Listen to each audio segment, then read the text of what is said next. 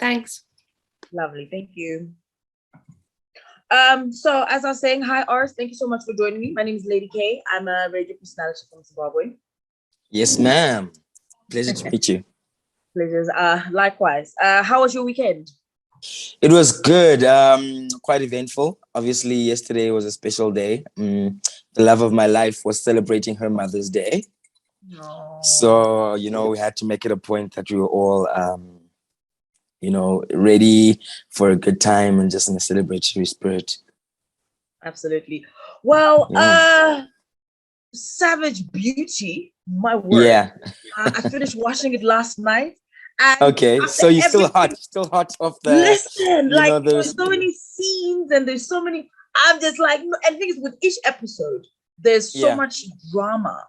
It literally grabs you every single episode, and it's one of those you're literally gonna binge it. You're not gonna be no. You're literally gonna binge it. So the role that you played in Ndu, yes. The one thing that I liked the most is how everybody literally played their roles very well, especially you. Just tell me, when you got your script for this particular series, yes, how did you prepare for it? Because I know obviously when you read a script, you obviously told you have to be like this character, you're that. How did you prepare for this particular I think character? First things first, you read the script, you try to, and then the next step becomes a situation of trying to identify with the world of the story, with the world of the character in the best way that you can. And for me, it's in a situation like this, I try to kind of find references, ideas of people that I've met, I've identified with, that kind of resonate most strongly with this type of a story. And then I try to kind of almost assimilate and empathize and reenact through their eyes, peripheral. So, and I think it helps in a lot of ways, because in the beginning, it kind of just, it removes you from yourself. And then when you do research on characters or people that most identify with that type of a story or a belief system or a way of being, then once you've brought it back to yourself and you bring it back to yourself, there's kind of a merger that is first extended from you and then is connected to you. Wow. Okay, yeah. That's wow. So it takes a lot of work, because when we watch movies, series, we can only imagine the hard work that goes on behind the scenes for you to be able to, because we see 6 episodes. Like I told you, I watched it in one day. But it probably took you months. You know what I mean? Months.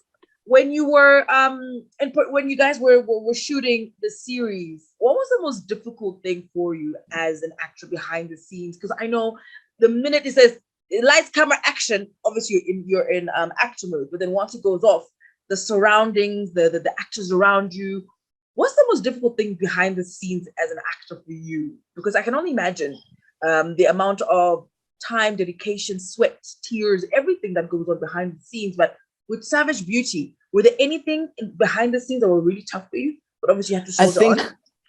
I think more than anything for me, I could say the toughest thing was living up to the character, living up to the world of the story, which means, representing and playing my part the best to my ability, so that everybody can be allowed to play theirs. The worst thing you want to do is play your role, but in not playing it, you affect others from being able to play theirs, And I think it's always kind of that type of a situation, because it's all about the magic in the moment.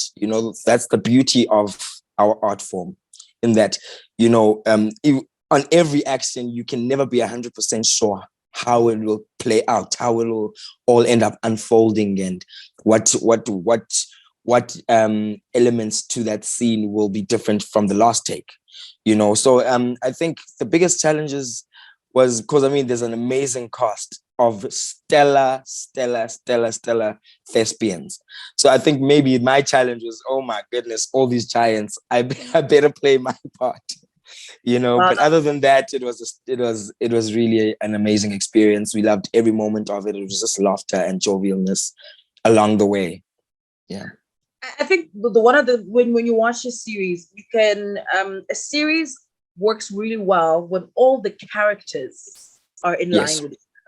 So exactly. you were literally, like you just said, you were some of the biggest artists, but I mean actors, but we didn't even notice because you all were blending in so well. And whilst I was watching it, in my head I kept calling you Loverboy because of your thing with Sinclair. Yeah. Oh my god! And I was touched when she left you. I'm gonna be honest, I didn't like that. Yeah. And Yeah. the one thing that I'm noticing now about South African series and South African actors is that you're now literally exploring so many different ways of showcasing your talents. Yes. Obviously, there are a few raunchy scenes within that. Yes. And what I've noticed is that the community is okay with us watching these raunchy scenes in Western American, British Yeah. Yeah. scenes. But then the minute it's now back home, it's like, no, you can't do that. That's not Mm, right.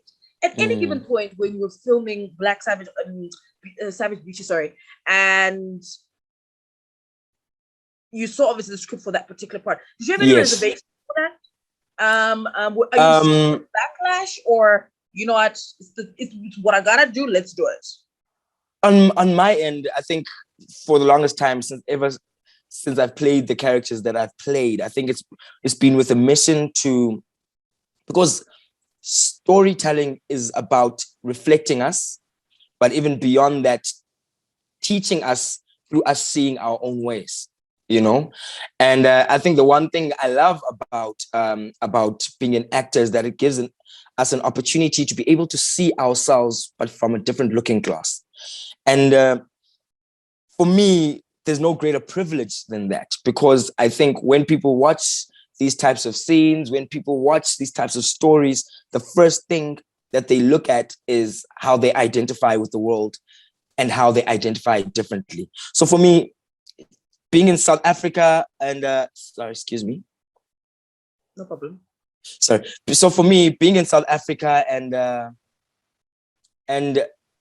kind of having the opportunity to kind of be part of the pioneering way of storytelling, where it's done in a different way that speaks, that allows us to kind of maybe like stretch our minds a bit, and be open to storytelling from all formats, from every format, even if it's from home, was the better opportunity for me, was the greatest opportunity. I love that. I love how you said, with as a South African, we're now being able to tell stories as well that we've seen everywhere else in the world, but Exactly. we can do it. And I think that's a great thing, because what it does is you're now creating these opportunities, and you're bridging these gaps where Exactly. actors who are coming behind you be like, oh, okay, so it's actually okay. You don't need Yes. to hear about it, because I saw Oros doing this in Savage Beauty, and he did it so well. I mean, it was it wasn't tacky. It was beautiful. It's tasteful. It was tasteful.